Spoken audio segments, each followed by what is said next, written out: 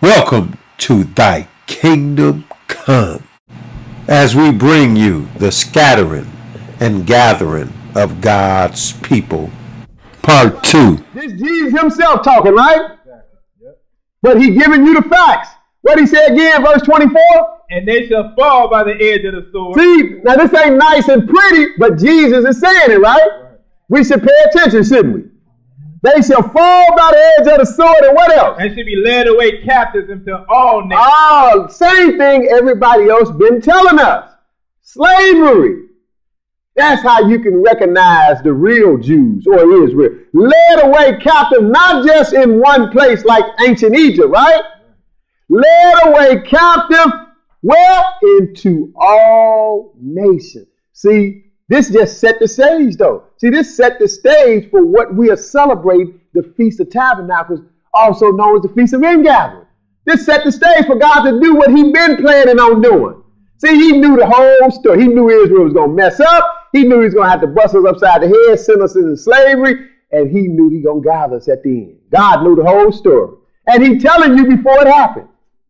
So he said, led away captive into all nations. What about your hometown now? Go ahead. And Jerusalem shall be trodden down of the Gentiles. All the Gentiles overseeing your hometown now. They do what they want to do with it. Because there's a time of the Gentiles. See, even the Edomites are not Gentiles. The Arabs are not Gentiles, but they still answer to the Gentiles. The Gentiles give them a little leash. When the Gentiles get fed up, they will move both of them out the way. And that's what's going to happen in the end. That's what the Antichrist is going to do. Because the Gentiles is the one really running.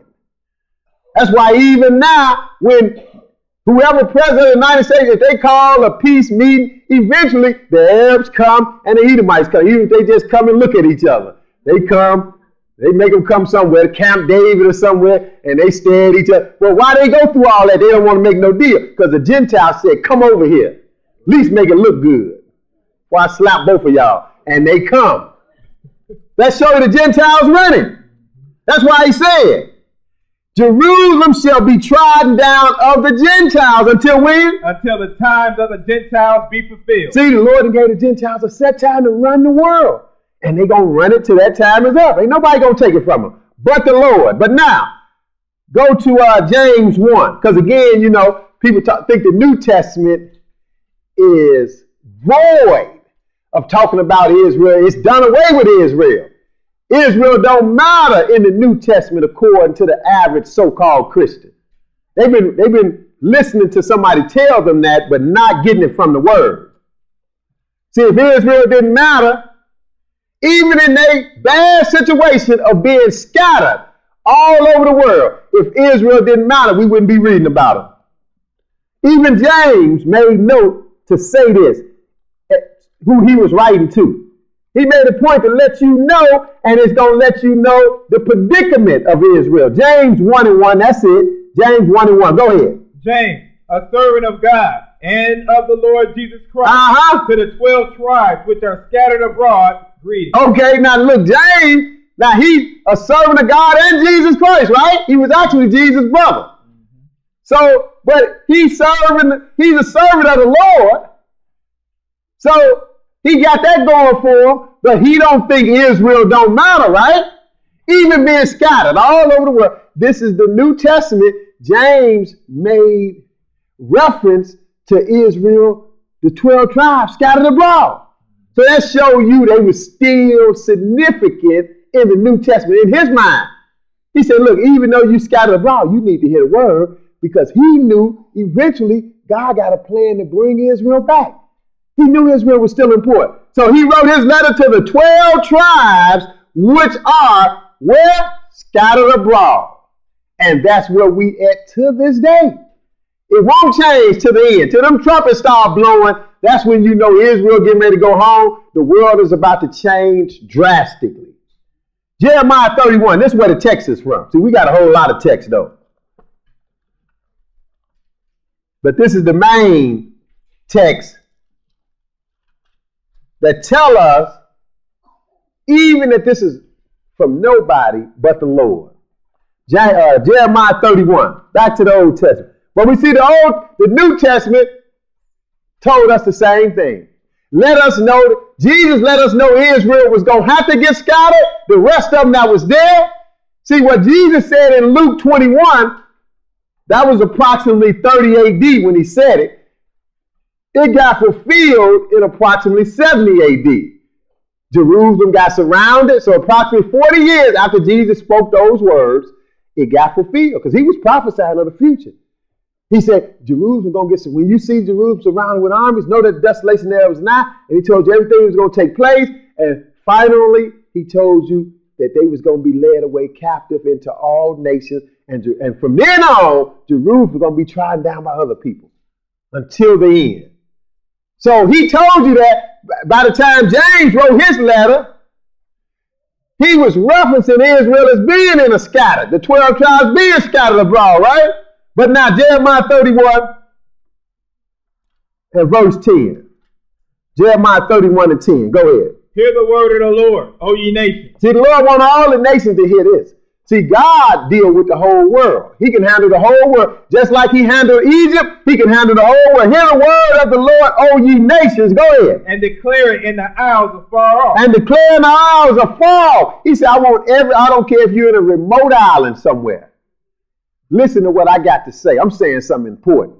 Go ahead. And say, he that scattered Israel will gather him and keep him as a shepherd doth his flock. Oh, that's what's so important. He want everybody to hear it? Well, it's amazing. Ain't nobody heard it, right?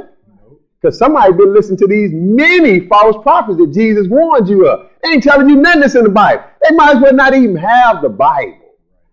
The teaching that we follow in the average church or wherever you go, mosque or wherever, you might as well just throw the Bible out and listen to what the man's saying. Because that's what you're doing. They front with the Bible, but they just listen to what he's saying. He said he wants everybody to hear this. What? He that scattereth Israel will gather him and keep him as a shepherd doth his flock. This is that important to God, isn't it? This is what's going to happen. In a short while, it's going to happen. Go ahead, verse 11. For the Lord has redeemed Jacob and ransomed him from the hand of him that was stronger than he. See, the Lord talks about it like it's done. Because in his mind, it is done. He called it in from the beginning. He said, the Lord hath redeemed Jacob and ransomed him from the hand of him that was stronger than him. Go ahead. Therefore they shall come and sing in the heights of Zion. And shall flow together to the goodness of the Lord. See, we're going to have something to really sing about. We're going to know what we're singing about at this time. He said they're going to sing in the height of... He talking about when he gathered Israel. See, this is so important. It's all over the Bible. We read about the scattering, made sure they was going to get scattered according to the Bible. Even on ships, right? Jesus even made reference to it. So you can't say, oh, it was just something in the Old Testament. James made reference to Israel being scattered. So we saw them being scattered. But now, that just set the stage for this. He going to bring this people. That's going to be an amazing feat, don't you think? Israel scattered all over the world. Don't even know who they are. They lost their land, lost their name like they were singing in the song. It's a shame. And he going to fix that? That's going to be an amazing feat. But what's too hard for God? So he said, what? The Lord hath redeemed Jacob and ransomed him from the hand of him that was stronger than he. Therefore shall they come and sing in the height of Zion. Finish verse 12. And flow together to the goodness of the Lord. For wheat and for wine and for oil and for the young of the flock and of the herd. Their soul shall be as water, as a watered garden, and they shall not sorrow anymore. Oh, it's going to be a good time then. Because he's going to establish righteousness in the earth. But it's all going to revolve or center around him taking his people back, taking Israel back. This got to happen. This what got to happen to change this world. That's the way God has set it up. Go ahead. Then shall the virgin rejoice in the dance. Oh, the virgin don't rejoice in the dance. Go ahead. Both young men and old together. For I will turn their mourning into joy. See, we should be looking for this, right? But it all centers around what he said in verse 10. He wanted everybody to hear. He that scattereth Israel will gather him. Go ahead. And will comfort them. And make them rejoice from their sorrow. Because they got sorrow now. You know you got sorrow when you went out and got on slave ships packed in there like sardines and taken all over the place. A lot of people died on the way. Then you get to a place and they sell y'all to people and you got nothing but sorrow. But he going to reverse that. Go ahead. And I will satiate the soul of the priest with fatness, and my people shall be satisfied with the goodness, saith the Lord. See, he talking about reversing it here. The gathering, Deuteronomy 30.